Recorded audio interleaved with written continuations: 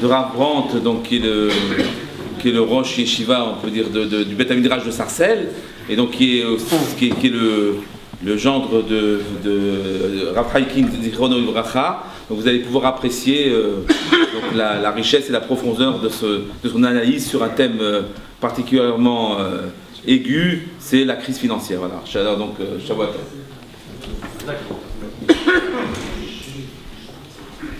Shabbat, je m'excuse pour le retard. Oui.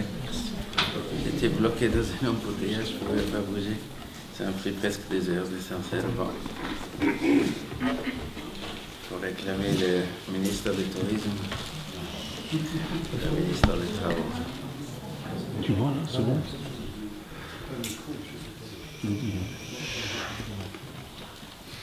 Shabbat Tov. Alors, de quoi on va parler? La crise financière, vous avez dit. Alors, qu'est-ce qu'on peut parler de la crise? Il manque de l'argent. Il faut imprimer des billets. C'est le vieux système, on imprime. Quand il y a un problème, on imprime des billets. Mais c'est trop facile. On ne peut pas tricher comme ça. Même on triche comme ça. Bon, cette histoire de crise financière, c'est quoi la racine? Qu'est-ce qu'il se cache derrière? Est-ce que c'est une crise simplement financière? C'est un problème de finance? Ou est-ce que ce problème, il est peut-être plus loin? Peut-être c'est une crise de civilisation, peut-être. Les États-Unis, ils ont une dette de combien? Je ne sais pas exactement, mais 17 000 milliards de dollars. Et nos amis les Italiens, ils ont 1900. La Grèce a fait faillite depuis longtemps. Et le Portugal, il est à la porte de faillite. Et l'Espagne est plein dedans. L'Irlande est déjà après coup. Et la France, elle n'est pas si loin, même si on ne le dit pas, ça ne se dit pas, parce qu'il ne faut pas décourager les gens. Donc il y a des choses qu'on ne dit pas. Et on croit que quand on ne le dit pas, c'est bon, on va pousser. On va pousser la dette pour nos enfants, pour nos petits-enfants, pour nos arrière-petits-enfants. On emprunte avec intérêt, on ne peut pas rembourser. Et l'Allemagne aussi, elle est endettée. Waouh. Ne croyez pas que l'Allemand, on dit, elle se tient bien. Je ne suis pas spécialiste, mais il paraît que aussi c'est maquillé. Et peut-être toute l'Europe, elle est. Alors tout le monde capitaliste est quoi, pré-faillite? La Russie a fait depuis longtemps faillite, le communisme. En 1990, on disait, ça y est, c'est bon. Le capitalisme a gagné contre le communisme. Ils ont mis les clés sous le paillasson. Ils ont fait une bourse à Moscou. Le capitalisme a gagné, ça y est. Il y avait 50 ou 100 ans de marloquette. Si c'est le communisme ou le capitalisme qui va gagner, le communisme, il est fait. Alors le capitalisme a gagné. Ça, cette conclusion, elle est un peu vite. C'est pas parce que l'adversaire, il fait faillite que toi, tu gagnes. C'est pas comme un match de football. L'autre, il peut perdre, mais toi, c'est pas sûr que tu vas pas aussi perdre. Mais peut-être avec un plus grand boom que l'autre. Le seul qui se tient bien, c'est nos amis de la Chine. Mao Tse-tung, il avait raison. Il a fait travailler les gens. Quand on travaille, on devient riche. Mais en Europe aussi, on travaille. Aux États-Unis aussi, on travaille. Bon, il y a une partie du monde, je ne sais pas, en Afrique ou chez les cousins, chez les Arabes, là où ils n'ont pas de pétrole, ils ne travaillent pas tellement, donc ils sont pauvres. Ça se comprend. Si on ne travaille pas, on est pauvre. Mais en Europe, on travaille. Aux États-Unis, on travaille. En Chine, on travaille aussi. Alors pourquoi les Chinois, ils sont riches? En tout cas, la Chine. Les deux travaillent. C'est comme ça. Par pur hasard, comme ça. Il y a du hasard dans ça. Quelque chose qui concerne des millions, des milliards de gens, et que c'est dure des années, des dizaines, des années, que ça s'accumule la dette. C'est un hasard. Ça vaut la peine de faire un petit peu plus de recherche. Chercher qui est fautif. Quoi, il y a un homme qui est fautif. Quoi, un homme, il a manipulé le monde entier. C'est pas un homme. 2, 3, 4. 2, 3, 4. Mais une des différences entre la Chine et le monde capitaliste, l'Europe des États-Unis, c'est notre ami Mao Tse-tung, il a dit travailler et dépensez pas. Et en Europe, aux États-Unis, on a dit travailler et gagner et dépenser. Et pour stimuler le travail, il faut stimuler la consommation. Et plus qu'on va consommer, plus qu'on va travailler. Seulement, quand on stimule la consommation, il se passe quelque chose. C'est quoi? Qu'on consomme plus qu'on en possède. On pousse les gens de prendre des crédits.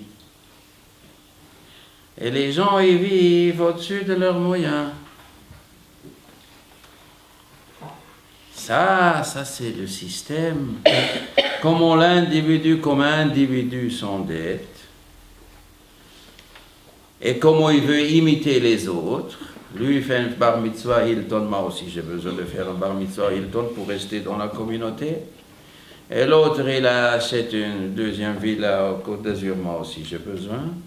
Et le voisin, il achète une voiture nouvelle aussi, j'ai besoin d'une voiture. Pourquoi? Parce que mon allume-cigare est un peu vieux, j'ai besoin d'une limousine.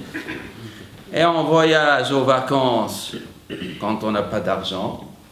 Mais les banques ils disent, vous commencez à payer dans 12 mois. Mais c'est super bien. Je peux partir aux vacances et je commence à payer dans 12 mois. Et au début, le rebate, l'intérêt n'est pas très grand. C'est plus tard, on verra plus tard. Plus tard, on verra plus tard. Et tout le monde trouve son compte. Lui, il part aux vacances. La banque, elle a ses intérêts. L'hôtel, il a ses clients. L'agence de voyage, il gagne ses pourcentages. Tout le monde est content. Tout le monde est content. Un homme, 2 hommes, des millions de gens qui vivent au-dessus de leurs moyens. Et tout le monde trouve le compte. C'est pas possible. Ça peut pas marcher comme ça. Parce qu'il faut payer le capital et les intérêts. Et on ne gagne pas tellement. Et d'un coup, les gens ils remarquent, aïe, je suis trop ça ne marche plus. On fait faillite. C'est pas grave, on fait faillite. Bon, d'abord, c'est l'État qui perd, et après, l'économie ne peut pas payer. Après, on le fait sortir de la maison. On fait une petite dépression, on arrête de travailler. Après, la femme ne peut pas supporter le divorce. Et après, on a encore plus de dettes.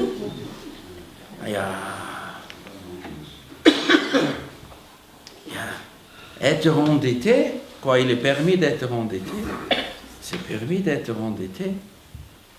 Des petites dettes, des plus grandes. On a le droit de vivre au-dessus de ses moyens, c'est permis.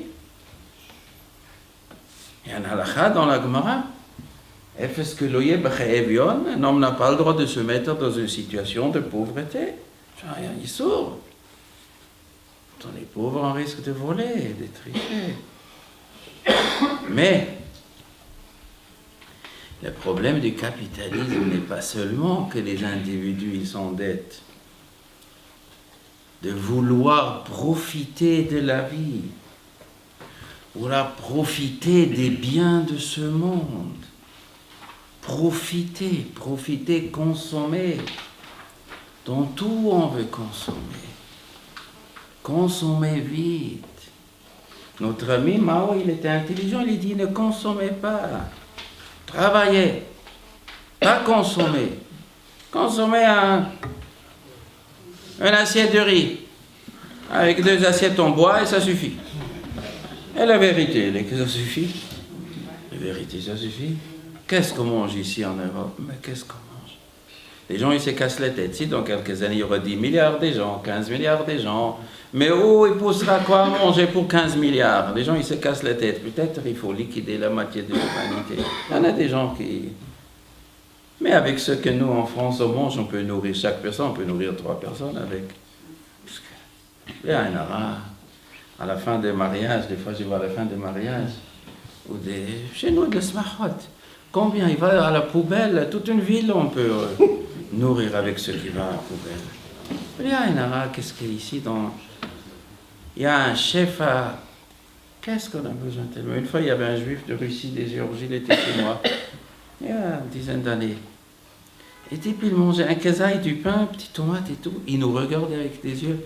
Et on mange ça, et de la poisson, et de la viande, et ça, et encore une salade, et encore une salade de fruits. Il nous regardait comme ça. J'ai dit, vous la mange? Non, ça suffit. Et il mange comme ça.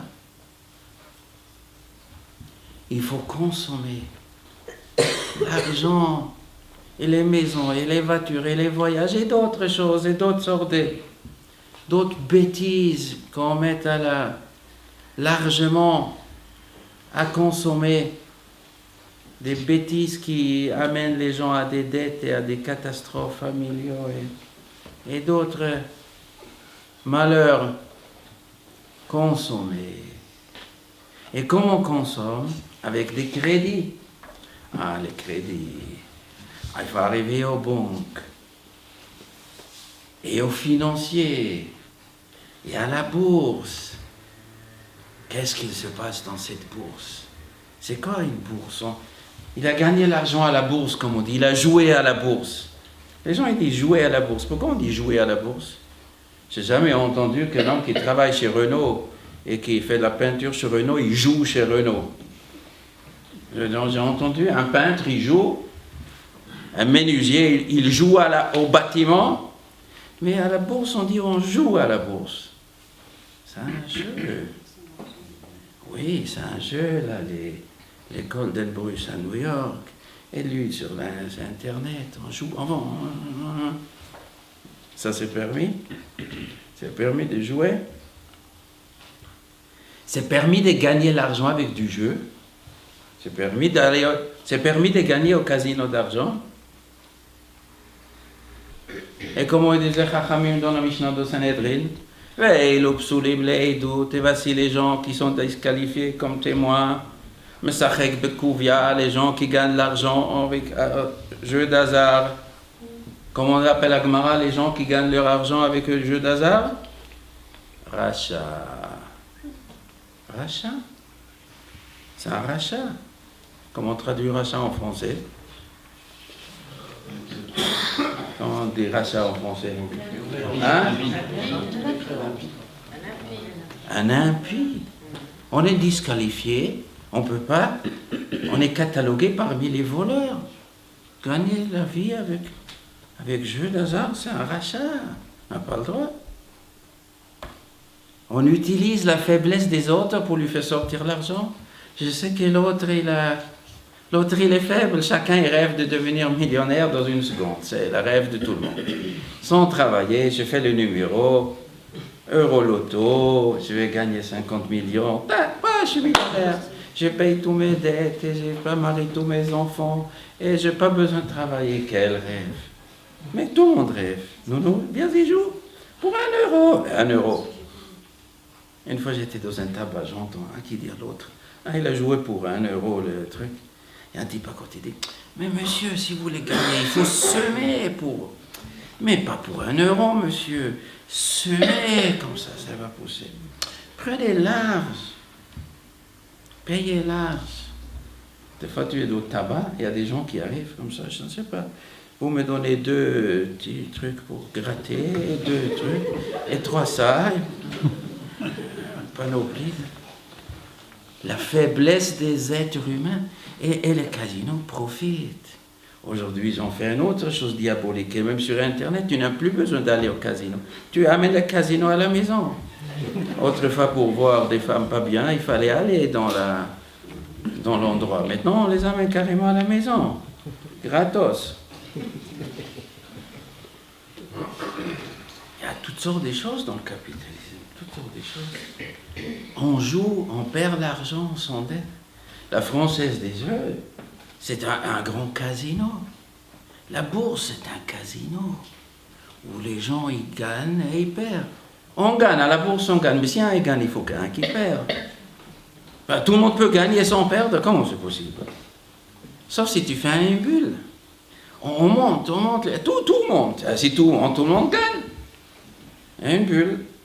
Mais là où il y a une bulle, il y a forcément un qui va être intelligent, il va faire rentrer dedans une aiguille. Une bulle, c'est obligé d'exploser. Mais qu'est-ce que tu crois?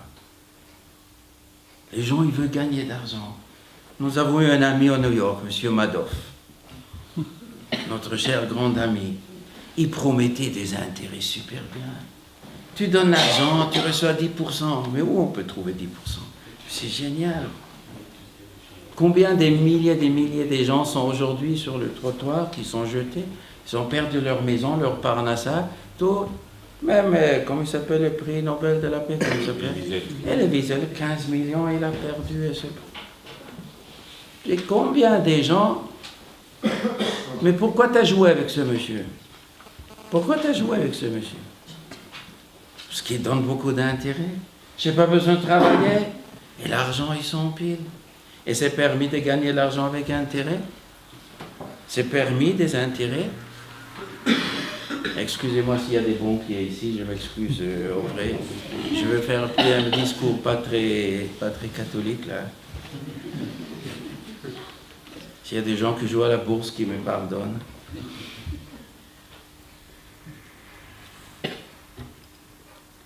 C'est permis de prêter avec intérêt.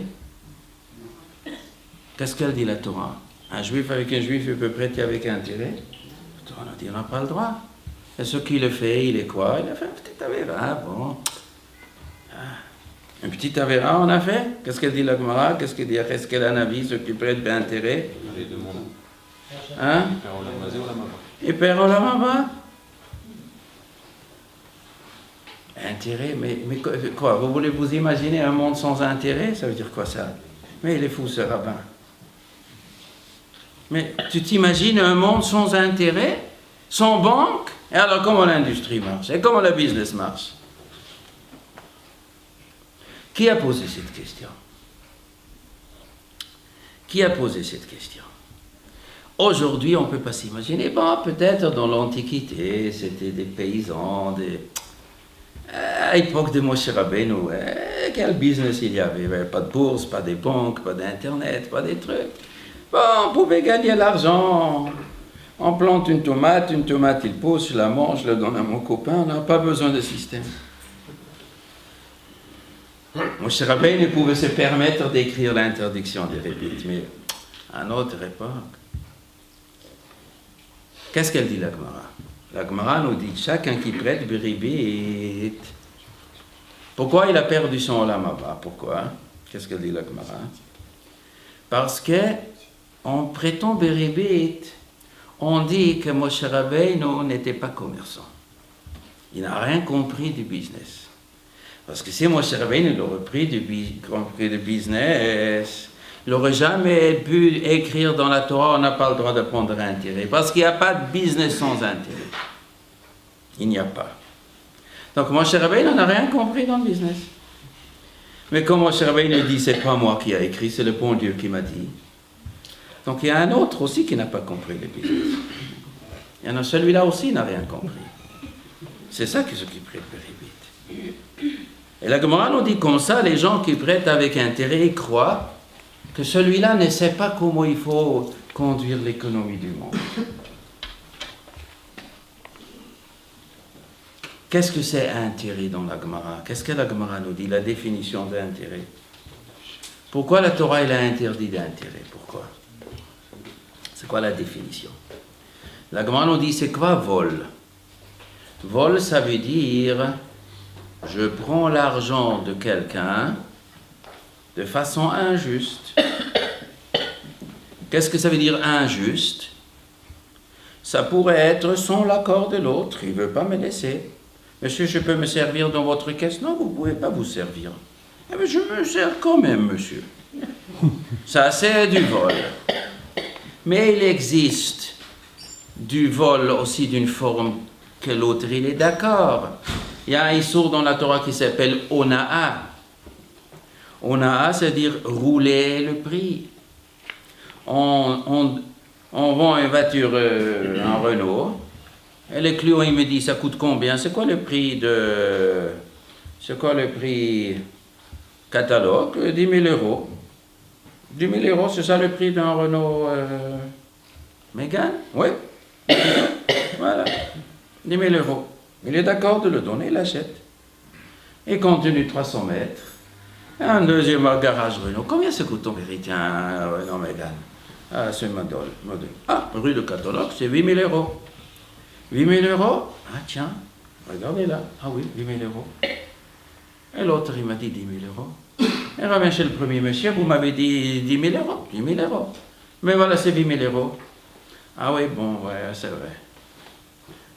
Et alors? Mais vous étiez bien d'accord de payer les 10 000 euros? Je vous ai rien. Je vous ai pas obligé d'acheter. Je vous ai obligé d'acheter? Je vous ai pas obligé d'acheter. Vous avez regardé la voiture, vous étiez prêt à payer 10 000 euros. Ça, la Torah, elle appelle. Il est d'accord. Intérêt, les deux sont d'accord. Et la Torah n'est pas d'accord. La Gemara dit dans le début à Isonécher, ça s'appelle du vol. Pourquoi? On paye un loyer pour d'argent. Et alors? Je n'ai pas le droit de payer un loyer pour une maison. Je loue une maison, je prends un loyer, c'est permis, la Torah permet. Je loue une voiture, je paye un loyer, c'est permis. Un loyer pour un prêt, la Torah elle a interdit. C'est quoi la logique? Je ne vais pas m'arrêter, je vais dire simplement en quelques mots ce que la Gemara nous dit. Quand on loue une maison, on loue la maison de l'autre. Et on utilise la maison de l'autre. Tu utilises la maison de l'autre, il faut payer une contrepartie. Tu utilises la maison de l'autre, il faut payer une contrepartie, c'est tout à fait normal. Tu loues une voiture, tu utilises la voiture de l'autre, il faut payer une contrepartie. C'est une espèce d'achat, il faut payer. Mais quand on emprunte, je n'utilise pas l'argent de l'autre. Une fois qu'il m'a donné l'argent, c'est mon argent. Et si je le perds, je suis obligé de le payer, même si je le perds et je ne suis pas fautif. Quand je loue une maison et il y a un tremblement de terre, je ne suis pas obligé de payer. C'est sa maison. Si un tremblement de terre casse la maison, c'est sa maison qui s'est écroulée. Donc si je l'utilise, j'utilise sa maison, je dois payer une contrepartie. Mais quand j'emprunte, c'est mon argent maintenant. J'utilise mon argent. Si je perds l'argent, un voleur m'a volé un revolver, l'autre il s'en fout. Je dois quand même payer le capital. Donc c'est plus son argent, c'est mon argent. J'utilise mon argent et je paye une contrepartie. Avec quelle justification? Avec quelle justification? Il me demande un loyer. Un loyer, c'est pas son argent. C'est ça qu'on appelle vol. Ah, j'étais d'accord au début. J'étais d'accord, oui. Mais c'est pas parce que je suis d'accord, parce que je peux pas faire autrement que pour ça, c'est pas considéré qu'on vole. Il prend de l'argent sans justification, la Gemara dit.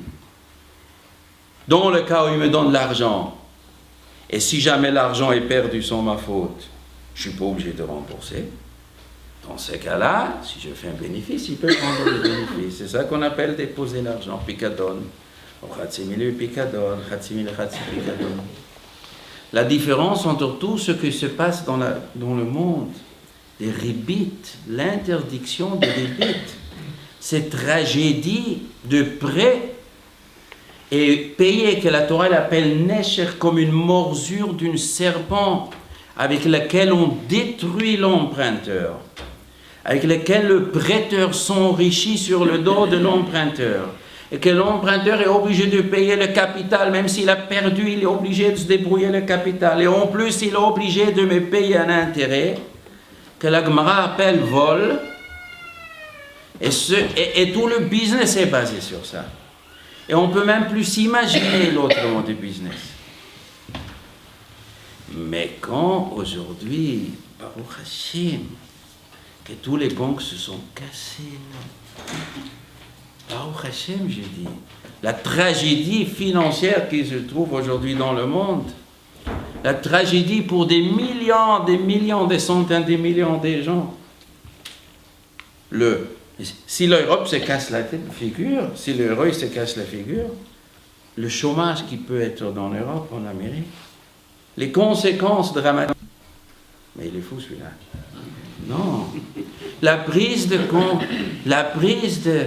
Elle est suprême en Amérique.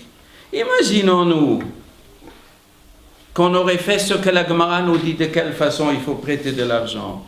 Quand je prête de l'argent, j'ai le droit de prendre un bénéfice que si l'autre il a gagné avec cet argent. Mais s'il n'a pas gagné, je n'ai pas le droit de prendre un bénéfice. Et s'il a perdu l'argent, mais ce n'est pas sa faute, il faut que j'ai aussi une partie de la perte. Je ne peux pas avoir le beurre et l'argent du beurre.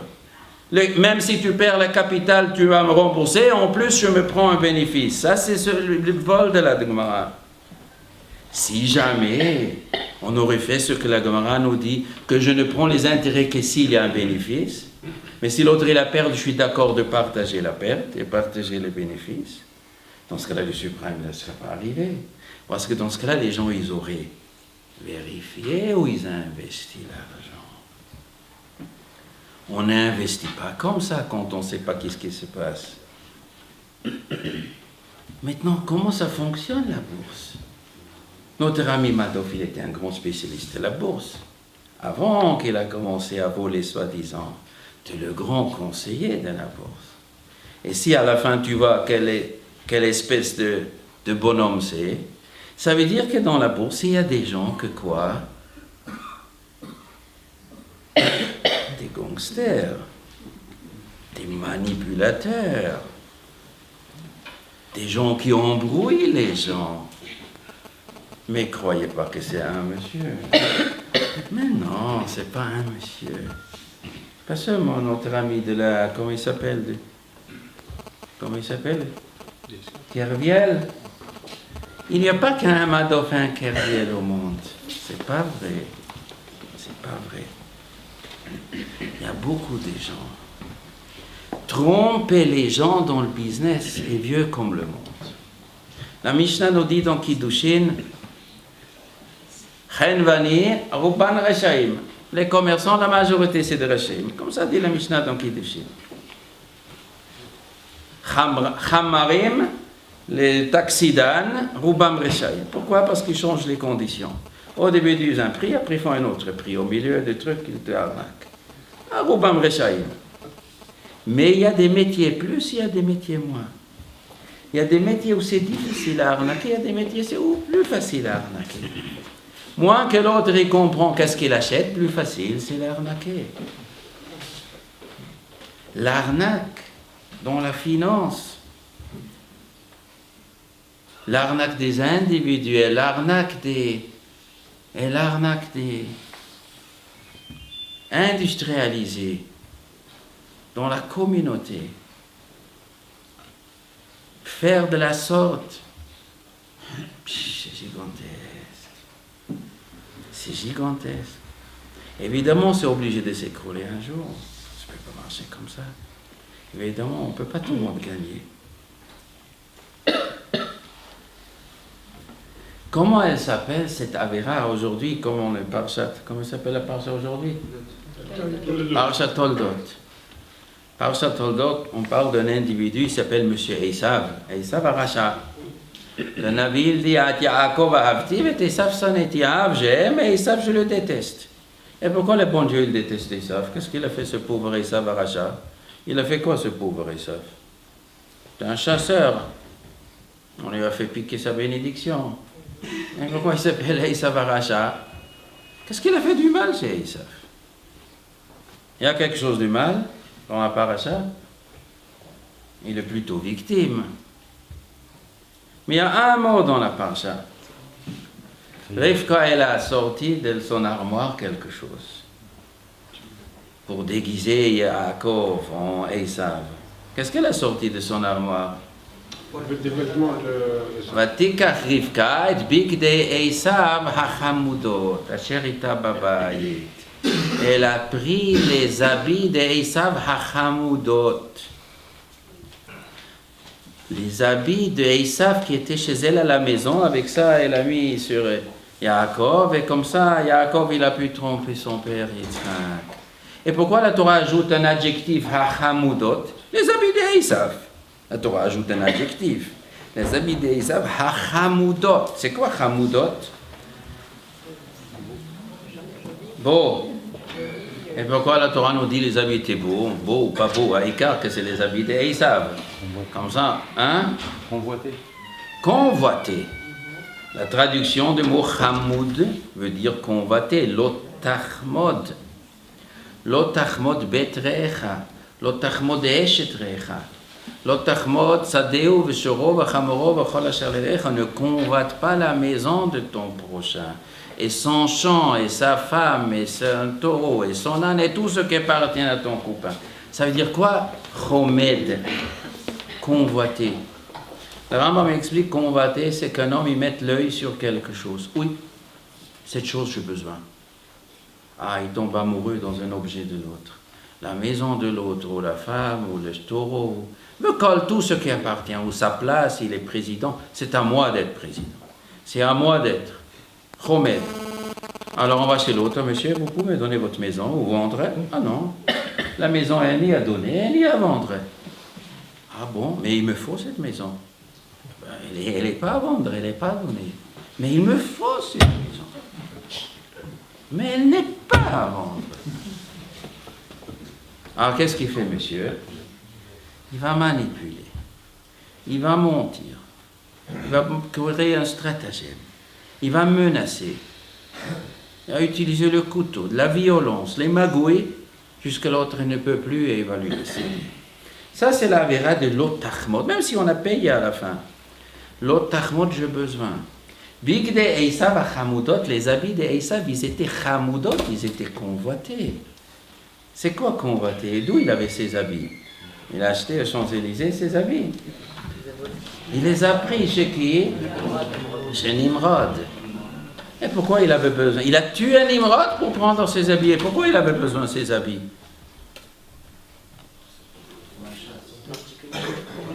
Pour la chasse. Qu'est-ce qu'il y avait de spécial dans ces habits? Ah, c'est les habits d'Adam Arishon. C'est pas des simples habits, c'était pas fabriqué chez Smalto. C'est le bon Dieu lui-même qui a confectionné ces habits. Et pourquoi le bon Dieu, il a besoin de fabriquer pour Adam Arishon un habit? Il ne pouvait pas se débrouiller tout seul, Adam et Chava, et il savait, ils ont déjà fait un petit habit au début. Et à la fin, le bon Dieu, il a fait Avayas, Lahem Kot Not Or Vayal Bishem. Parce qu'Adam Arishon était en danger de mort. Les animaux, ils voulaient le manger cru. Même les humains, les enfants, les petits-enfants, ils voulaient tuer Adam Arishon. C'est toi qui as apporté le malheur au monde. Il était en danger. Akadosh Baruch Hu lui a fait un habit royal, un habit magnifique, un habit d'une beauté qui a envoûté les animaux. Ils sont venus se prosterner, un animal magique qui a envoûté. Les humains aussi. Nimrod, il avait cet habit. Ou Herel Gibor Baaretz, il est devenu le plus grand empereur, le premier empereur. Avec cet habit, il a envoûté le monde. Il est devenu le plus grand dictateur du monde. Kadhafi a devenu 5 puissance 10. Et avec ça, il a géré le monde entier. Cet habit-là, ceux qui le voyaient, ils voyaient, c'est un empereur avec les droits divins. Les gens se sont prosternés devant lui. Et Esav, il a vu ça, il dit, il me faut cet habit. C'est moi qui veux devenir le chef du monde. C'est moi. Il est venu chez M. Nimrod. Bonjour, M. Nimrod. Bonjour, jeune homme, vous voulez quoi? Ben, je voudrais votre habit. Avec cet habit, on devient l'empereur. C'est bien pour moi. Ah non, cet habit n'est pas à vendre, monsieur. Il n'est pas à vendre. Il a sorti son couteau, il a tué Nimrod, il a pris. Ça, c'est Big Day. Et ça, Hachamoudot. La Chemda, c'est la 10e des Aseret Hadibrot. Convoiter.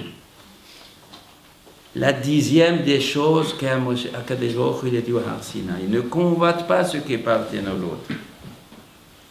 Celui qui est dans le business, il trompe l'autre, il ment, il triche, il manipule le marché, manipule les prix, manipule l'esprit des autres pour tirer l'argent, pour fausser le marché. Lui, il transgresse la chemda. Il faut faire un petit passe-partout sur le business dans le monde. Combien la mida de chemda existe dans le monde? Et après, il faut faire une étude sur la catastrophe qui est aujourd'hui, sur la dette et sur la crise et sur le banqueroute. Combien des Grecs ont triché pour recevoir leur argent, pour entrer dans l'euro, Combien de fausses papiers ils ont fabriqués. Et combien la banque de New York, comment elle s'appelle cette fameuse banque, comment elle a reçu 300 millions de dollars pour falsifier les comptes pour qu'ils rentrent dans l'euro, pour recevoir. Et pour recevoir les premiers 100 milliards, combien ils ont triché pour le recevoir. Khemda. Mais c'est à titre d'individu, c'est à titre d'État.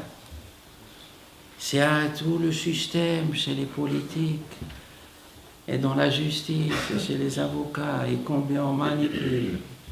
La mida de Khemda, c'est... Si tout avait été honnête. Et pour le titre d'individu, je vais partir en voyage. Pourquoi je vais partir en voyage? Je vais bien partir en voyage. C'est bien. Ah, j'ai pas d'argent, on va se débrouiller plus tard.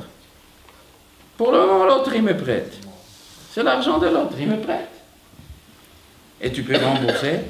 Et ceux qui ont prêt, ils ne peuvent pas rembourser. Attends, je ne peux pas rembourser. Qu'est-ce que je peux faire, moi? J'ai voulu vous rembourser, monsieur, mais j'ai un oncle qui peut me prêter.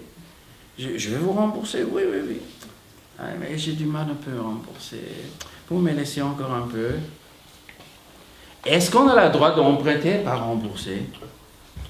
Comment la Gemara appelle un homme qui ne rembourse pas ses dettes? Comment il s'appelle dans la Gemara? Hein? L'Over Racha velo Yeshalem. L'Over Racha velo Yeshalem, un emprunteur, un gangster qui ne paye pas ses dettes. La Gemara l'appelle un Racha. Un Racha, ceux qui ne payent pas ses dettes. C'est un Racha. Il a pris l'argent d'autre, il va rembourser. Et de quoi tu ne rembourses pas? Mais eh bien, tu manges du pain et de l'eau. Eh bien, tu ne pars pas aux vacances. Eh bien, tu t'achètes pas des nouvelles chaussures. Tu as une dette, monsieur. Des fois, il y a des gens qui sont endettés. Des fois, il y a des gens qui m'ont demandé, moi, je prête d'argent. Moi aussi, j'emprunte, malheureusement. Mais des fois, je prête à quelqu'un, je sais qu'il a prêté. Et je vois à Shabbat, il achète des aliotes. Il achète du maftir à 60 €. Mais je sais, il y a quelqu'un qui me dit qu'il me doit encore 3 000 €. Il ne m'a pas remboursé. Ça fait maintenant 3 ans, il ne me rembourse pas mes 3 000 €. J'ai besoin de ces 3 000 €. J'ai dit, monsieur, vous avez une dette, vous pouvez rembourser. Oui, je vais rembourser, bien sûr, mais oui, je rembourse. Bon. Et il achète pour 50 € et 60 €, il part aux vacances. Ah, il vient d'avoir une nouvelle voiture pour sa femme. Nouvelle voiture, 10 000 €. Mais il doit encore 3 000 € ce monsieur. L'autre, il a demandé l'argent. Ça s'appelle dans la Gemara l'Overacha velo Yeshalem. Et ceux qui font une faillite de truand, on laisse des dettes. J'ai de l'État vis-à-vis des fournisseurs. On achète vite chez des fournisseurs et après on met des clés sous les paillassons et les fournisseurs, il fait faillite, et lui il fait faillite, et lui. La chaîne de catastrophe, parce qu'on ne rembourse pas. Tout ça, c'est un système. Ça vient parce qu'on est chomed. On veut profiter. On veut profiter d'argent qui n'est pas à nous. Ou de ration d'une femme qui n'est pas à nous. Des plaisirs qui ne sont pas à nous. Un homme qui se vend de la drogue, après il est chomed, papa me donne de l'argent. Les parents qui maintenant ils ont un enfant drogué, ils ne peuvent plus laisser leur argent dans le tiroir, ils ne peuvent pas laisser leur chéquier, ils ne peuvent pas laisser leur carte CV. Sinon le fils il va les voler. Il a besoin, il est dans le besoin. On se crée des besoins. Quand on se crée des besoins, des biens matériels, on est en danger de devenir un gangster.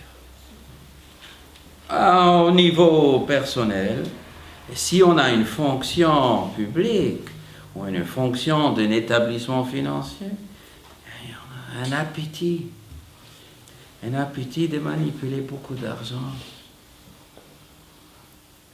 Évidemment que c'est un problème de société. Il y a une Gemara, non, mais c'est Chet Megillah. Quand on fait la Hamida, Comment elle s'appelle la 9e bracha de l'Amida? Il y en a 18, il paraît. La 9e, elle est laquelle? Hein? La Malchinim, ça aurait pu être vrai. C'est la quoi, la 9e? Hein? Birkat Hashanim. La bénédiction, Mavarech Hashanim, que Dieu, il bénit la Parnassa, qu'il donne la pluie, que ça pousse. Pourquoi c'est la 9e? Pourquoi la Birkat Hashanim, c'est le 9e? Chaque bracha, il a sa place, c'est pas par hasard. Qu'est-ce qu'il dit la Gemara? Pourquoi Birkat Hashanim, c'est la 9e? Parce que dans le 9e chapitre, David Amelech, il a écrit Shevor Zoro Aracha, casse le bras de l'impie, du voyou, du gangster. Casse le bras long du rachat. Et alors, quel rapport avec Mavarech Hashanim? La Gemara nous dit qui est le rachat à qui David Amelech il supplie Dieu de lui casser le bras? C'est qui ce rachat?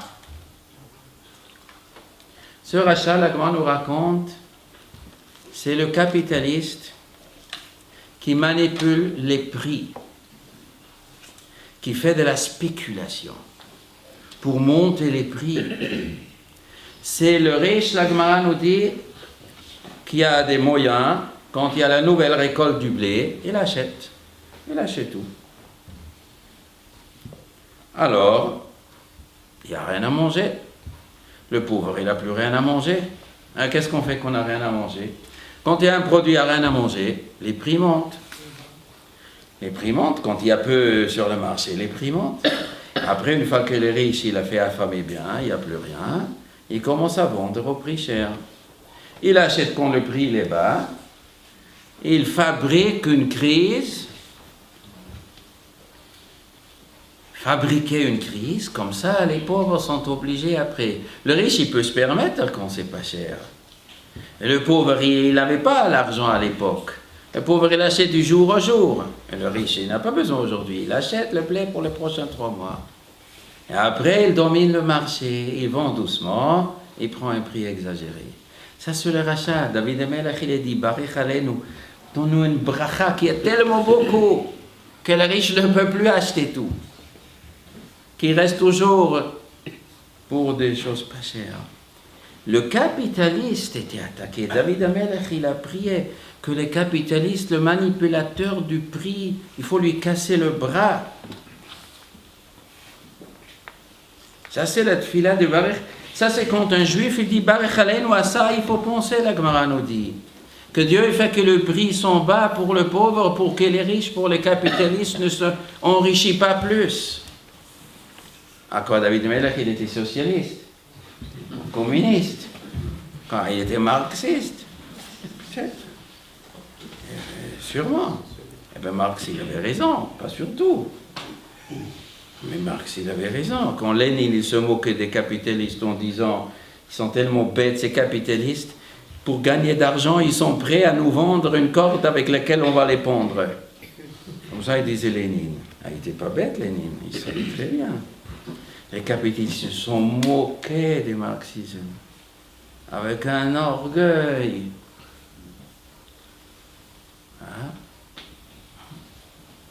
Et si Marx n'avait pas raison sur 50% au moins de ce qu'il a écrit, qui me dit que non? Bien sûr, la Torah, il est socialiste, évidemment. Pas socialiste dans les socialismes de notre ami Mitterrand, mais pas dans le socialisme de la pensée unique et du communisme et de l'athéisme et de vouloir se mettre à la place de Dieu pour gérer. Non, pas dans ce sens. Mais dans le sens que le riche n'a pas le droit de s'accaparer l'argent du pauvre, que le financier n'a pas le droit de fausser le marché, que la richesse, elle est pour tout le monde. Si Dieu te bénit, que tu te ramasses d'argent, honnêtement, dans le cadre sans appauvrir l'autre, tu as le droit. Là, la Torah n'est pas communiste, évidemment.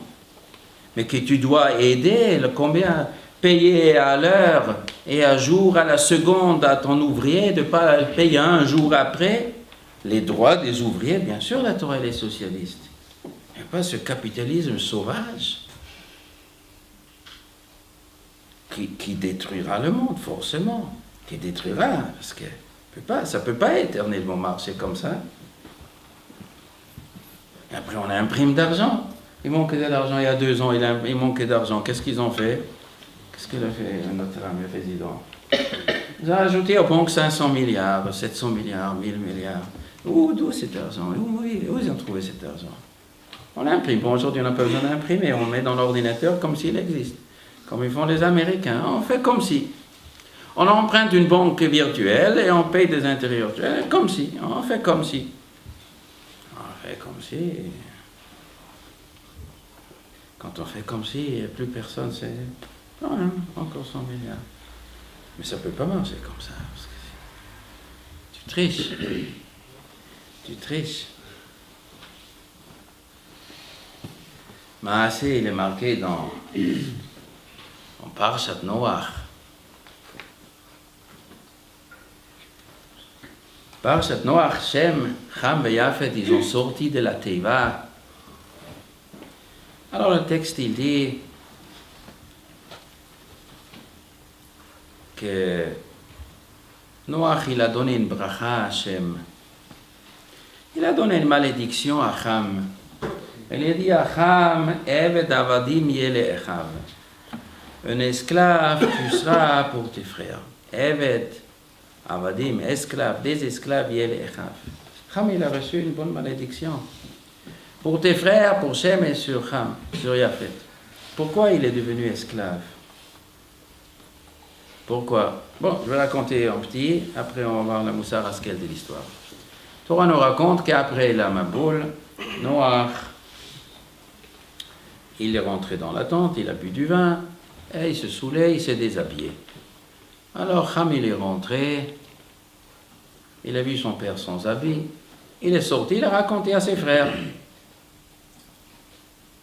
Les frères, ils ont pris un tissu, ils ont pris une couverture, ils ont mis sur leurs épaules, ils sont rentrés en reculant, et ils ont posé, ils ont tourné la tête pour ne pas voir le père, et ils ont posé sur leur père. Noach, il se réveille de son vin, il entend ce qui s'est passé. Il dit, Shem, tu seras béni, et Ham, il est maudit, et qui sera un serviteur à ses frères. Qu'est-ce qui se passe dans cette histoire? Qu'est-ce qu'il a fait du mal, Ham?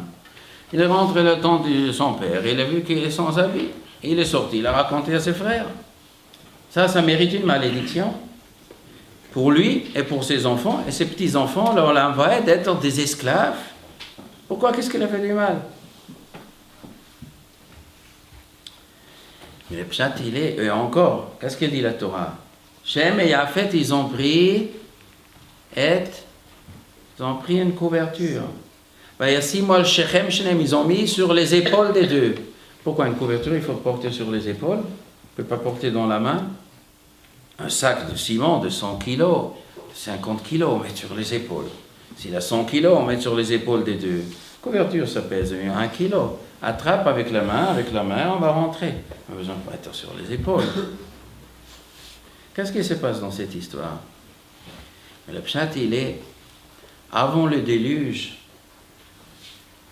la Torah nous raconte que les gens, avant le déluge, où le monde était corrompu, les gens ils voulaient profiter,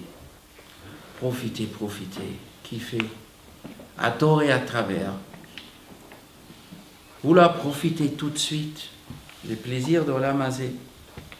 Et ça a porté à une corruption jusqu'à qu'ils ont été obligés, enfin, lavage.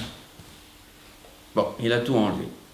Non, Noach, il est dans la Teiva avec ses 3 enfants. Ils disent, mes enfants, nous allons sortir de la Teiva, on va changer le monde. On ne va plus construire le monde avant, on va être disciplinés. Avant le Maboul, quand on raconte, il y a des gens qui marchaient sans habits dans la rue. Sans habits, pas besoin. Les animaux n'ont pas besoin des habits. Et les humains, c'est des animaux un peu plus perfectionnés. Ils ont une tête un peu meilleure que les animaux, mais on est des animaux. Pas besoin d'habits. Noach était dans la Teiva, il a dit, vous oubliez toutes ces images-là. Tout ça, il faut oublier. On va construire un monde discipliné. On va construire un monde correct. Bon. Shem et Yafet, ils ont accepté. Ham n'a pas tellement accepté le moussard du père. Ham, il n'était pas très... Déjà dans la Teva, il était un peu à côté de la plaque. Bon. Ils ont sorti de la Teva.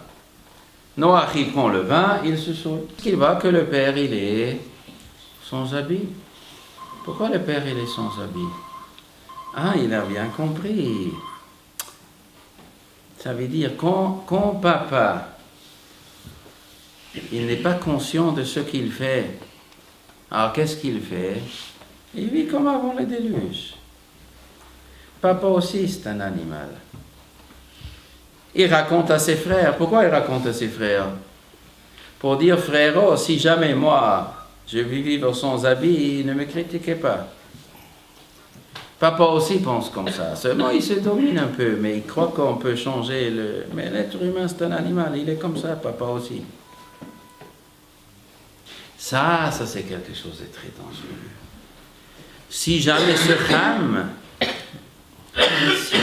Ham va devenir le chef de la civilisation, il va devenir capitaliste, il va devenir riche, il sera le devant. Il va dire aux gens, il faut profiter. Il veut reconstruire encore une fois une société comme avant le déluge. Ça, c'est le grand danger. Noach, il a tout de suite vu ce danger. Shem et Yafet, ils ont tout de suite pris le danger. Ils ont pris une couverture sur leurs épaules. Sur l'épaule, on met une charge lourde. Shem et Yafet, ils ont pris sur eux une charge très lourde. Nous allons couvrir le corps. Le corps humain doit être couvert. Il ne faut pas mettre à la vue des gens les plaisirs le corps humain. S'il n'est pas couvert, c'est un danger. Les gens y plongent dans le désir, c'est un danger. C'est comme un danger comme avant le déluge, il faut couvrir. C'est une charge lourde d'être vivre discipliné. Ils ont couvert leur père. Noach, il a entendu ça, il a dit, comment je veux faire ici? Il y a 3 enfants, Ham, je vois, il cherche des excuses pour tous les futurs immoralités. Il veut déjà s'excuser que moi, soi-disant, je suis aussi un animal. Il veut vivre comme un animal.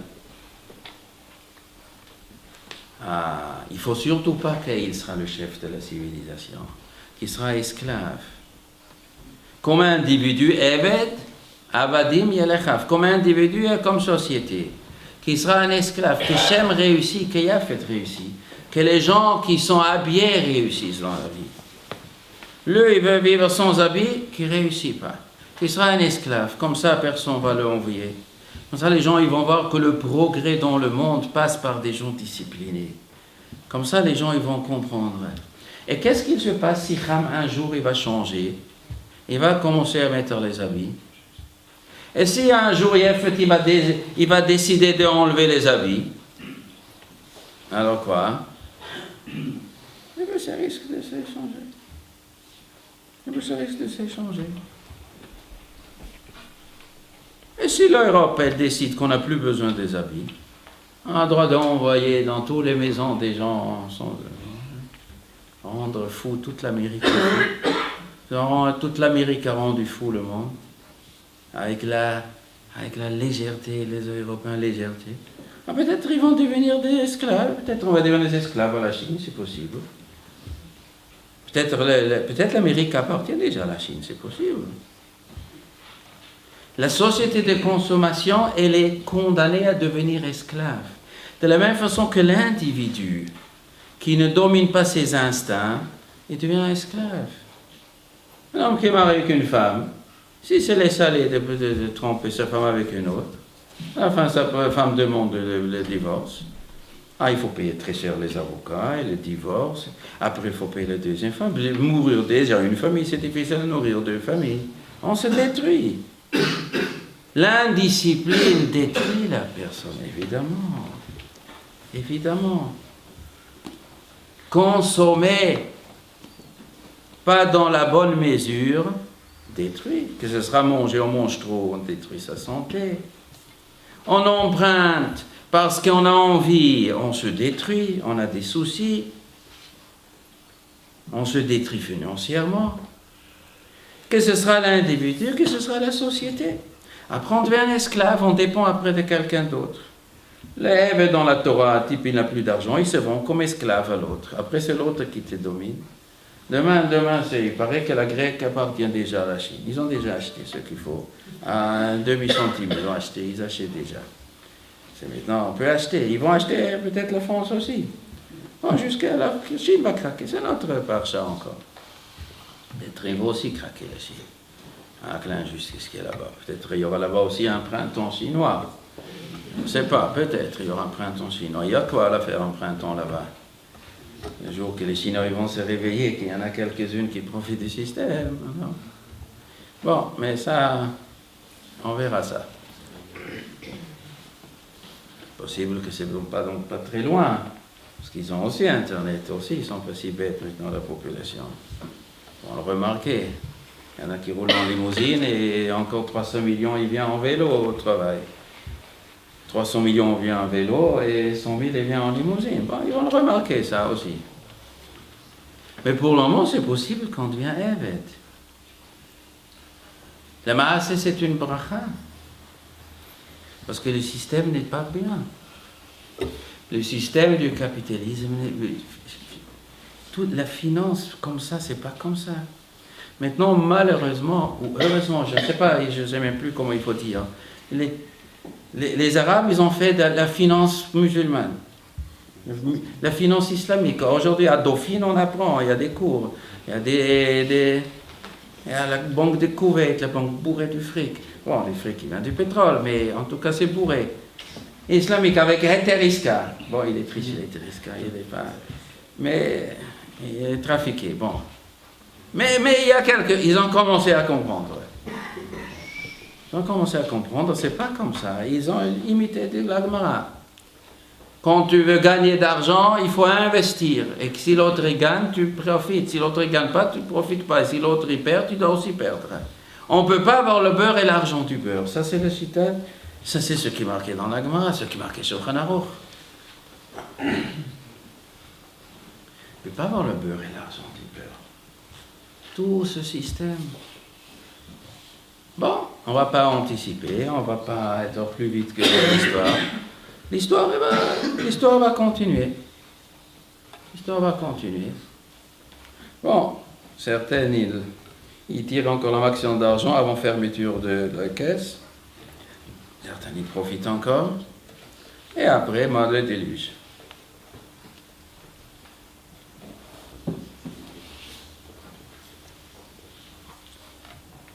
On ne sait pas ce que ça va donner. Personne ne sait comment ce sera l'année prochaine, dans 2 ans. Combien de cette bulle va s'écrouler? Mais ce qui doit s'écrouler, ce n'est pas seulement la bulle financière. C'est la prise de conscience que le système est faux. Que profiter ne fait pas le bonheur de l'homme. Qu'on n'a pas besoin de ramasser la richesse. On n'a pas besoin de profiter de ce qui est profitable. On a une femme, ça suffit. Notre ami en Libye, vous avez entendu notre ami en Libye, le nouveau président, le premier discours qu'il a fait. Vous avez entendu? Premier discours. Après 42 ans, qu'on se débarrassait enfin de ce fou de Kadhafi, un psychopathe malade mental, on s'est débarrassé de lui. Maintenant, nous allons instaurer la charia. Donc, quelle était la première chose qu'il a dit? Donc, on va permettre la polygamie. Mazal tov. C'est ça, ils ont accouché maintenant. Alors, il fallait faire cette révolution avec 30 000 morts pour accoucher. Enfin, quand ceux qui étaient sur son ventre, il a besoin de 4 femmes, ce monsieur, il ne suffit pas une. Wahad Maboul. Comme un Français. On dirait comme un Français. Pas mieux qu'un Français.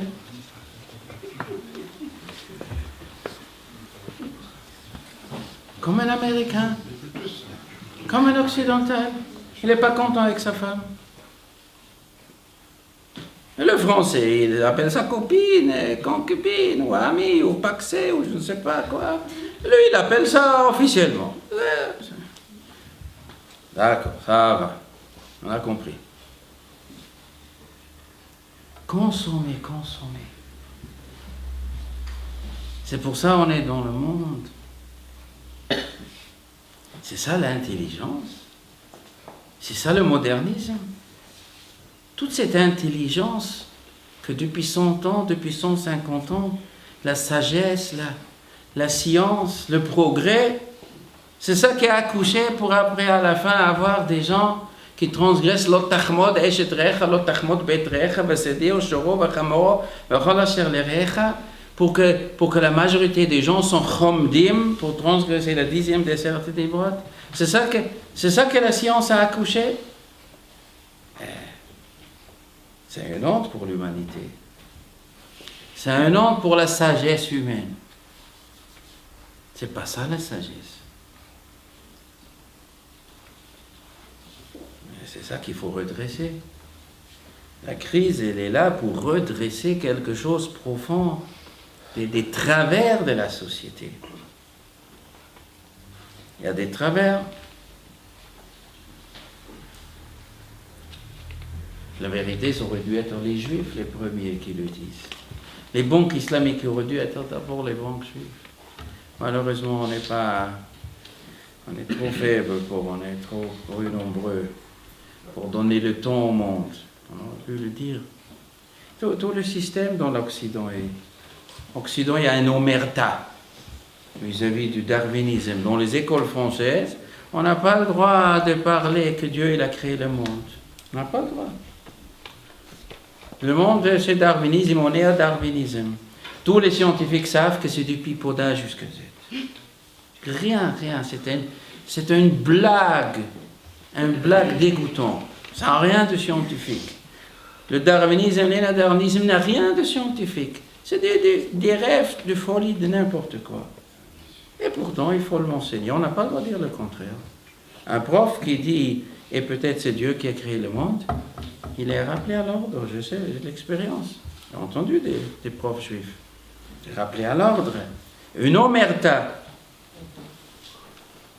Il faut que le monde oublie Dieu. Une fois que l'être humain ne vient pas de Dieu, après, la moralité, après on se débrouille avec toutes les immoralités. Et Akadosh Baruch Hu, il veut diriger le monde autrement. Que les gens ils cassent le darwinisme, qu'on se moque de ça. Le pashut, c'est la vie plus logique et un bourré en l'âme. Ils le font, alors c'est d'autres qui vont l'amener, malheureusement. C'est dommage, mais c'est comme ça. Akadosh Baruch Hu, il le fait. Ça c'est le Moussar Haskel qu'on peut déduire de cette crise.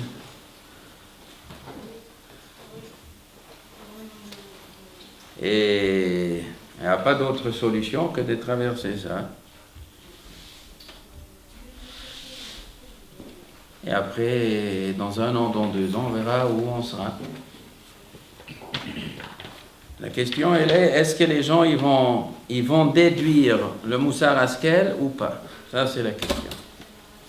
Ça, c'est la chose qui doit être débattue. Aujourd'hui, on débat comment sauver la finance. Mais ce qui doit être débattu, ce qui est derrière, ce qui cloche derrière, ce qui cloche dans la tête des gens, pourquoi ça a amené. C'est ici qu'il faut creuser. Et ici, il faut analyser, ici, il faut trouver la solution. Parce que sinon, ça va se répéter. Quelques petites améliorations, c'est pas ça. Ça, c'est l'autre Tachmod. Big de Esav à Hamoudot. Esav, il croyait. Cet habit d'Adam Rishon, avec ça, on devient le chef du monde. Il avait raison, le Maaseh Esav. Parce que le jour que Rivka a mis cet habit sur Yaakov, il a reçu le bracha, il est devenu le chef du monde, c'est vrai. Cet habit. Mais seulement, il ne faut pas être chomed. La richesse et le pouvoir viennent aux gens d'une façon légale. Ceux qui vont tirer leurs épingles du jeu, si c'est destiné à un homme d'être riche, il sera riche, comme la Torah nous raconte. Pour ceux qui est destiné à être riche, il sera riche de façon légale. Mais il y a des gens qui ne peuvent pas attendre. Alors ils veulent devenir riches illégalement. Et ils savent vouloir devenir riches le pouvoir illégalement. Qui part à la chasse perd sa place, il a perdu. Yaakov, sans rien faire, est venu le moment, il a reçu la bracha de son père quand il avait cet habit. Comment il est dit Yitzhak? Regarde, l'odeur de mon fils, c'est comme l'odeur du champ que Dieu a béni. C'est quoi le champ que Dieu a béni? C'est le Gan Eden. Yitzhak, il sentit l'odeur du Gan Eden quand il a senti l'odeur de l'habit de Yaakov. Oui, parce que c'était l'habit qui venait du Gan Eden. Quand ça vient légalement sur quelqu'un, eh bien, ça lui procure le bonheur, la richesse et le plaisir du Gan Eden. C'est légal, quand ça arrive légalement. Adam Rishon a été créé au Gan Eden. Adam Rishon n'était pas créé mortel, ni pour des souffrances, ni pour transpirer quand il gagne son argent. Adam Rishon a été créé au Gan Eden pour kiffer, sans souci, sans mourir, sans maladie. C'est ça la vraie condition humaine. On se plantait, on voulait manger trop tôt. Adam Rishon voulait manger trop tôt le fruit. Alors il a provoqué la mort et la maladie. Avec le sueur de ton front, tu manges ton pain. Bien sûr, l'homme, il a le droit de kiffer, mais il faut savoir attendre. Il ne faut pas être chomed. ותהי האישה כי טוב עץ למאכל. ותאוו לו עיניים ונחמד העץ להשכיל. Il y avait la ta'ava, il y avait la chemda. Alors là, on a tout abîmé. Les gens qui vont apprendre la ta'ava et la chemda dominée, après ils peuvent rester au Gan Eden, Be'ezrat Hashem. Le monde est destiné à être, les gens ils sont destinés à être riches et en bonne santé quand ça vient par un cadeau d'Hachem. S'il y a des questions, on peut demander des questions. Oui, je vous écoute. Vous avez parlé d'Israël. Oui. Il y a des banques qui prêtent avec l'intérêt et on voit qu'on dit qu'il y a pas de crise financière en Israël. Je n'ai pas répété, je n'ai pas entendu bien. En Israël aussi, on prête avec l'intérêt au niveau des banques. Et en plus, on dit qu'il n'y a pas de crise financière en Israël. Alors, que Dieu écoute vos paroles, qu'il n'y a pas de crise financière, que Dieu écoute vos paroles. La situation économique en Eretz, elle n'est pas facile. Pas seulement pour la majorité.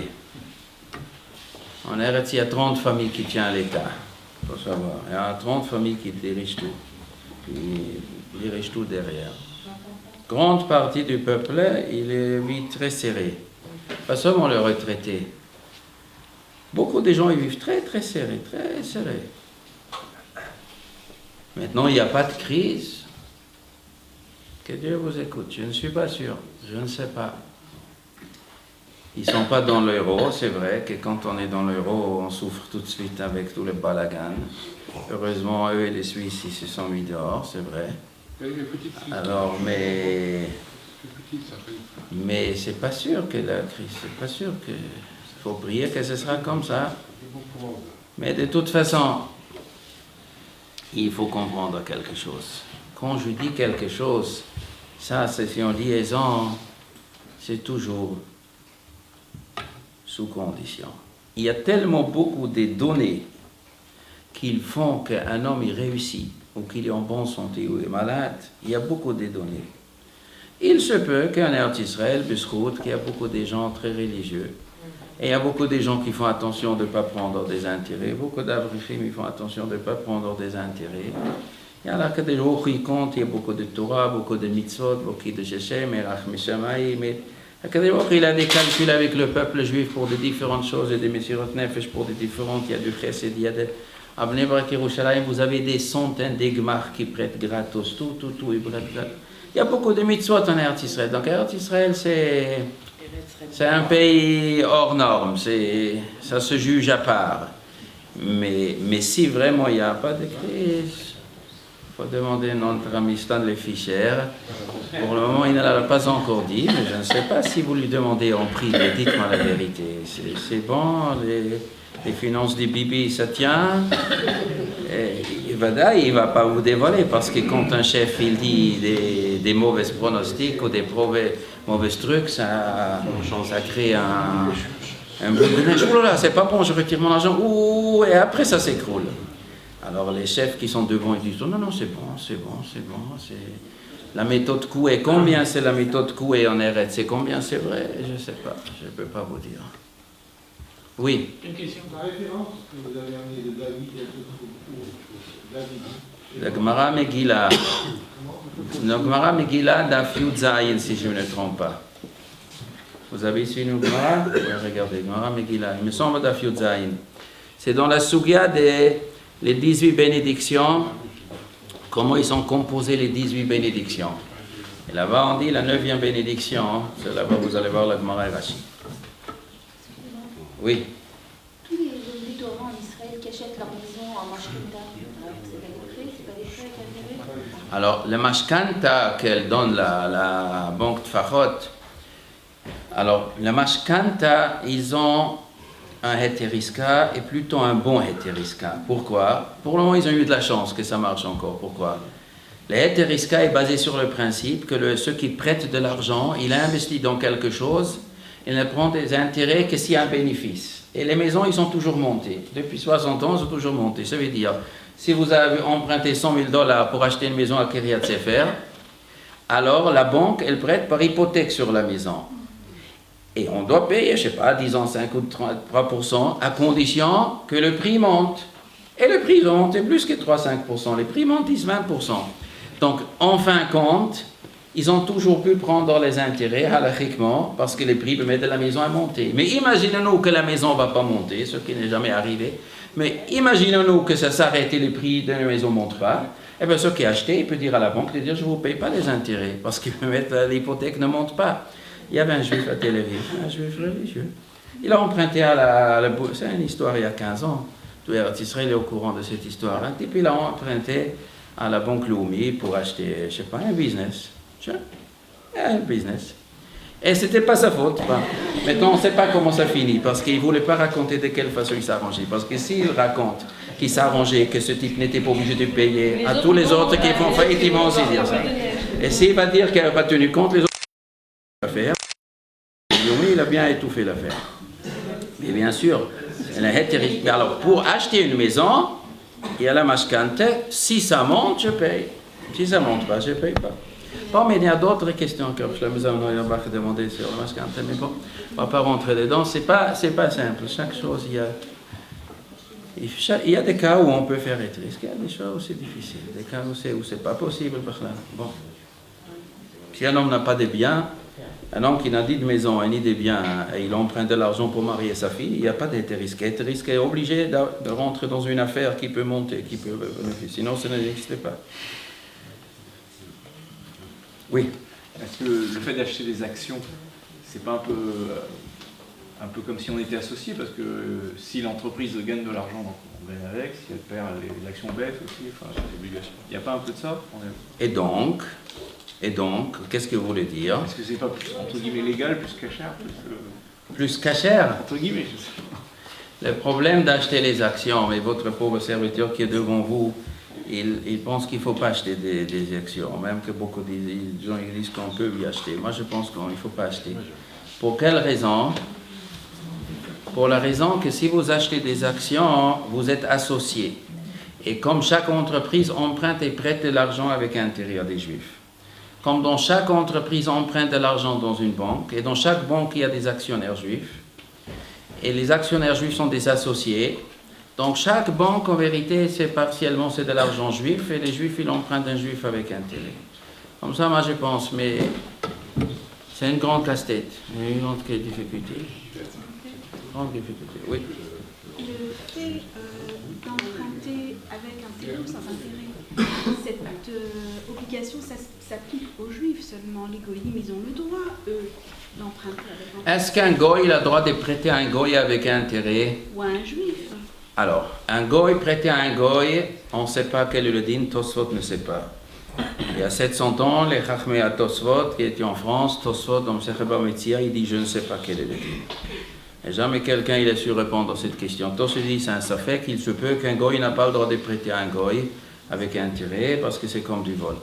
Et c'est peu qu'un goy il a eu le droit de prêter à un goy. Bon, ça, Tosfot ne sait pas.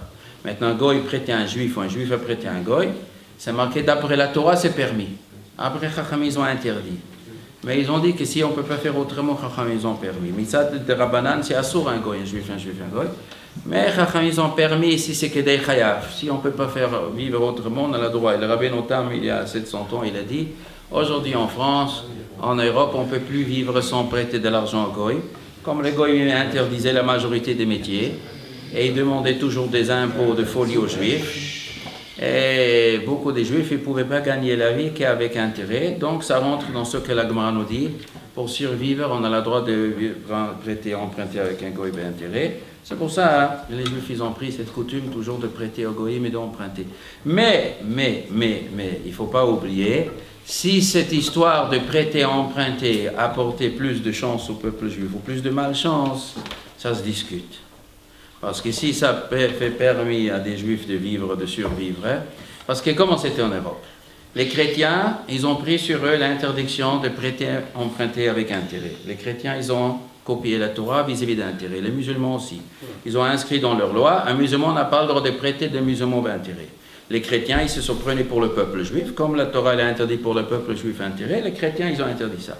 Alors, comment tous les chrétiens en Europe, quand ils voulaient besoin d'argent avec intérêt, comment ils ont fait?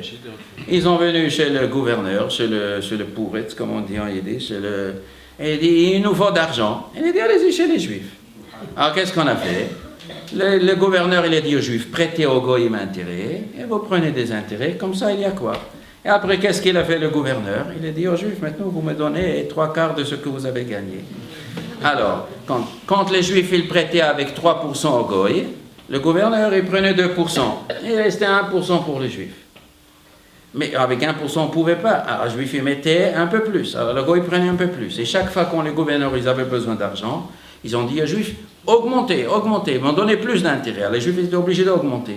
À la fin, c'est 10%, 20%, 30%, jusqu'à les goyim n'étaient plus capables de payer. Ils ne savaient pas que 95% de bénéfices des Juifs y par le gouverneur. Alors les goyim ne voulaient plus payer 20%. Qu'est-ce qu'ils ont fait? On arrête de payer, mais on est obligé de payer. Eh bien, on raconte qu'un chrétien, il a un enfant, les Juifs, ils ont tué un chrétien pour mettre le sang dans les matzot. Les Juifs, on les expulse, après on n'est plus obligé de rembourser. Ça, toute l'Europe était comme ça. Que quand les goyim ne voulaient plus payer la dette aux Juifs, on a inventé une histoire de dormir debout, et on chassait les Juifs du patelin, et après on ne payait plus. Alors, combien de bonheur ça a apporté, cette histoire, avec intérêt? Oui. Voltaire, quand il a écrit, Voltaire, il écrit sur les Juifs, c'est de la folie. Je ne sais pas si vous avez lu Voltaire. C'est de la folie. Voltaire connaissait quel genre de Juifs? Vous avez vu qu'il connaissait? Il connaissait quelques Juifs financiers, banquiers, portugais à Bordeaux. Il connaissait quelques Juifs véreux, qui prenaient 30%. Mais peut-être ils n'étaient pas si véreux, ils étaient obligés de faire 30% parce que le gouverneur demandait 25%. Donc ils étaient obligés. Et aujourd'hui aussi, l'histoire de Madoff ne nous apporte pas beaucoup, des amis. C'est pas très bon pour nous. C'est quelques juifs. Et mon ami Greenspan, le génie Greenspan, vous connaissez mon ami Greenspan? Ça c'est un génie. Pendant des années, il a fait des pilpoulim. S'il faut augmenter 0,25% le truc intérêt, il faisait des pilpoulim sur le truc et tout le monde regardait. Et il n'a pas vu qu'un camion il rentre dans toute la bourse et pour faire faillite. Il a averti les gens, s'il faut monter un petit truc, un petit 0,1% monter, descendre. Tout le monde il le prenait pour un prophète. Il n'a pas vu que l'Amérique est en train de faire faillite. Il n'a pas vu le suprême. Il n'a rien vu. Il n'a rien vu de Madoff. Il n'a rien vu qu'il y a ici des centaines de milliards de magouilles. Il n'a rien vu. Ça ne nous apporte pas beaucoup. Les goïms ils disent les juifs c'est les finances c'est les juifs. C'est pas bon. On n'avait pas d'autre solution des fois, mais parce qu'il y a quelques juifs dans les finances, les juifs financent juifs. C'est pas bon. Peut-être que notre ami FMI, il est sorti Baruch Hashem de cette affaire-là, d'une façon un peu spéciale, mais en tout cas, il est dispensé maintenant de s'occuper des FMI. Peut-être c'est une bracha pour lui. Parce que si demain l'Europe fait faillite, qui va être accusé le premier? Les gens responsables. On va dire, c'est vous êtes responsable, vous avez trompé tout le monde, vous avez donné 300 milliards jetés à la Grèce pour rien du tout. De toute façon, ils ne vont jamais rembourser un centime. Alors comme ça, il est sorti. Ça y est, c'est maintenant, c'est Madame Christine là-bas. Elle n'a qu'à prendre les tomates qu'on va l'ajouter sur la tête.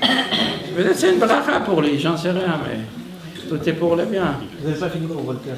Quoi? Voltaire, vous n'avez pas fini l'histoire de Voltaire. Ah, Voltaire, c'était... L'antisémitisme de Voltaire et beaucoup d'autres aussi étaient basés sur des financiers juifs. Parce qu'ils prêtaient avec intérêt, cette usure. L'usure que malheureusement les juifs ils étaient obligés de faire, ça ne nous a pas apporté beaucoup. Parce que madame a demandé, est-ce qu'avec un goy on peut faire?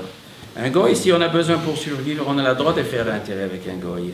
Mais si ça nous a apporté, donc, à travers l'histoire, à travers les siècles de l'histoire qu'on a vécu en Europe, si nous a apporté plus de bonheur ou plus de malheur, ça, il faut demander des historiens.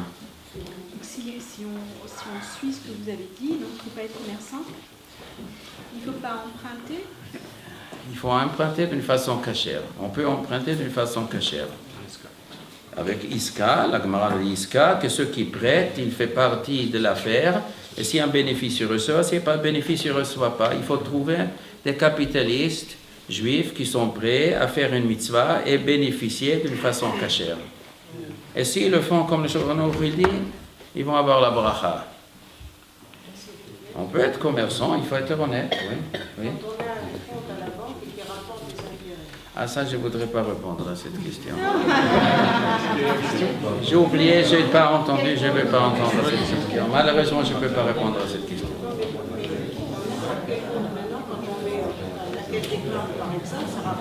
Alors la caisse d'épargne appartient à l'État, ça c'est plus facile. La caisse d'épargne, pour le moment encore, elle appartient à l'État. L'État français, un État, ce n'est pas un individu. Un État, on peut emprunter bel et vite. Un État, ça va. C'est pas d'actionnaire pour le moment, ils veulent changer les caisses. Bon, c'est un peu un balagan, je ne sais pas exactement. Ils voulaient les changer. La poste appartient encore à l'État pour le moment, c'est pas encore c'est pas encore privatisé. Hein?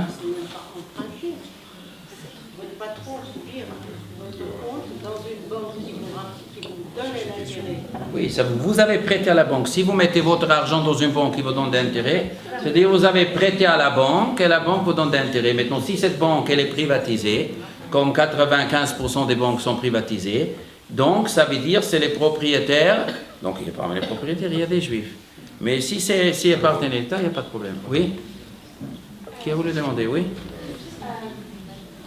Mais une seconde. Mais ça, c'est mon avis. Mais il y a des rabbinim qui permettent tous les banques d'emprunter, prêter. Je ne vais pas vous rouler. Il y a des rabbinim qui considèrent que tous les banques c'est permis d'emprunter si la majorité c'est des goyim. Moi, je n'ai pas compris, mais c'est pas grave. Oui? Une minute. Qu'est-ce que vous avez demandé? Quoi?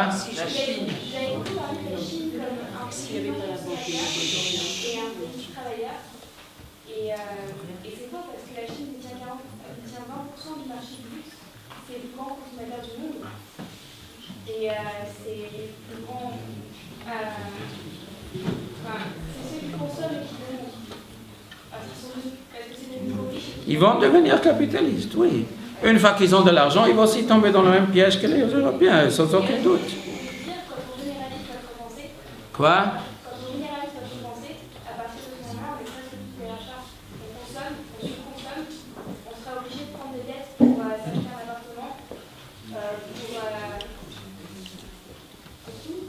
Mettre notre argent à la banque, c'est déjà une action de rachat, parce que ça veut dire que notre argent va être utilisé par la banque.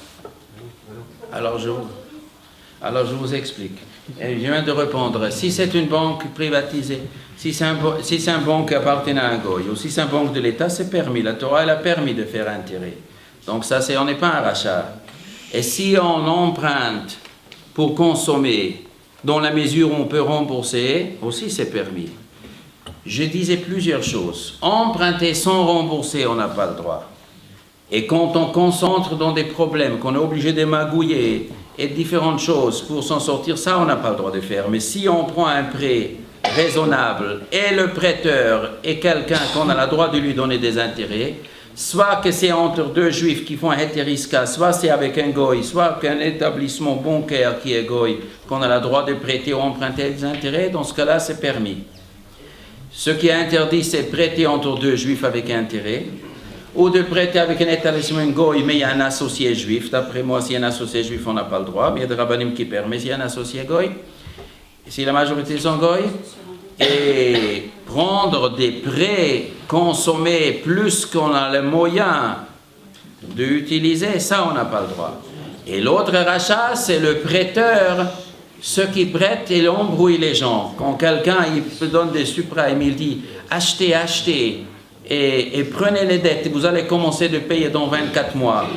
Et vous allez faire au début le truc, et doucement, doucement, on embrouille. Quand on embrouille les gens, on n'a pas le droit d'embrouiller les gens. On n'a pas le droit de piéger les gens. Un capitaliste qui piège les gens, et après il les plume, et après il les fait sortir de la maison pour encaisser la maison, ça on n'a pas le droit de faire. Mais d'une façon honnête, on a le droit de faire du business.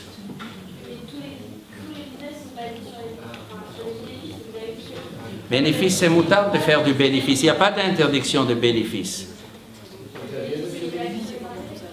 Les bénéfices, quand je disais le capitaliste qui manipule le prix pour prendre l'argent des pauvres, qu'on sait manipuler, qu'on sait exagérer, mais un bénéfice honnête, c'est moutard. Ça, c'est le business que la Torah veut. J'achète pour 10 euros, je vends pour 11 euros, ça c'est moutard.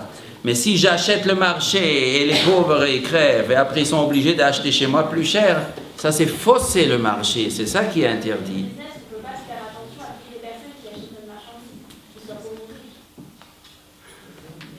On ne peut pas faire attention ou on ne veut pas faire attention? On peut faire attention quand on a un commerce, une petite alimentation générale dans la rue. On ne peut pas faire attention quand on a une grande entreprise multinationale. Oui, c'est juste. Il y a des choses qu'on ne peut pas faire attention. Mais il y a des gens, intentionnellement, ils faussent. Il y a dans les finances, dans les banques, des gens qui... Je peux vous dire, c'est mon métier. Hein? Moi, je peux vous dire, c'est mon métier. C'est votre métier? Oui, et effectivement, il fausse. En fausse? Il n'y a que comme ça qui gagne de l'argent. Il n'y a que comme ça qu'on gagne d'argent.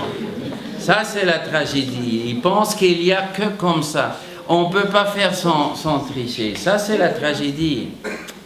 C'est ici le chien est enterré. On ne peut pas faire autrement. On est obligé de mentir, on est obligé de tricher. Quand ça arrive à ce stade-là, ça c'est la fin de l'île. J'espère qu'on va pas ce stade. Je voulais juste vous demander où ça va nous mener d'après vous? Quoi? La crise en France, en Europe, on est très inquiet. Où est-ce que vous pensez que tout ça va nous mener? Où ça va nous amener? Certains, ça va les amener dans la rue. Peut-être des millions de gens, ils vont être dans la rue, on va leur enlever leur maison, comme ça ils ont fait en Amérique. En Amérique, il y a des milliers de gens, on leur a enlevé leur maison, ils sont dans la rue, ils dorment sous le pont d'Avignon. Ça pourrait être comme ça, je ne sais pas, il y a différentes possibilités. Le bon Dieu peut avoir pitié, il peut ajouter des cadeaux pour que ça n'arrive pas grave. Je ne sais pas où, je ne peux pas vous dire, je ne suis pas prophète moi. Je ne sais pas. Oui. Est-ce que dans la Torah, on retrouve, je ne sais pas, des phrases où on parle d'une crise possible, de la finance, je ne sais pas, est-ce que La fin des... quelque part c'est marqué?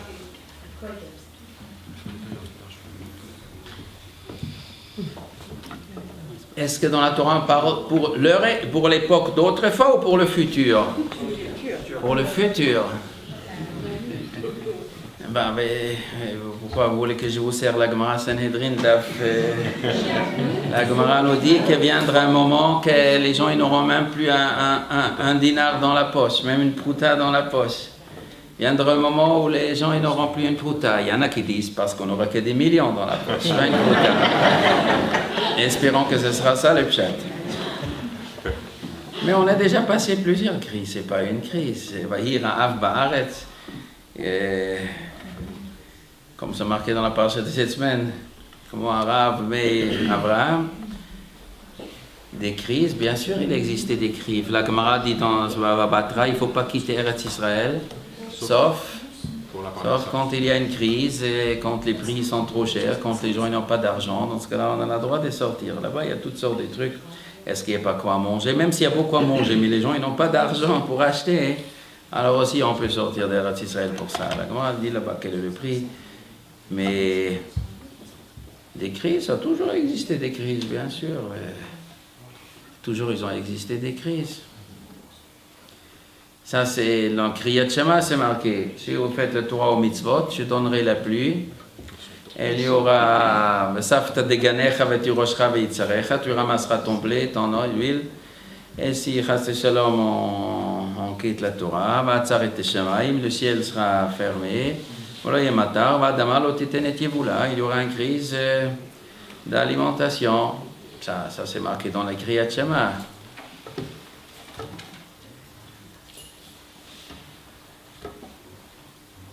Encore une question? Plus de questions? Bon, alors, Shabbat Tov.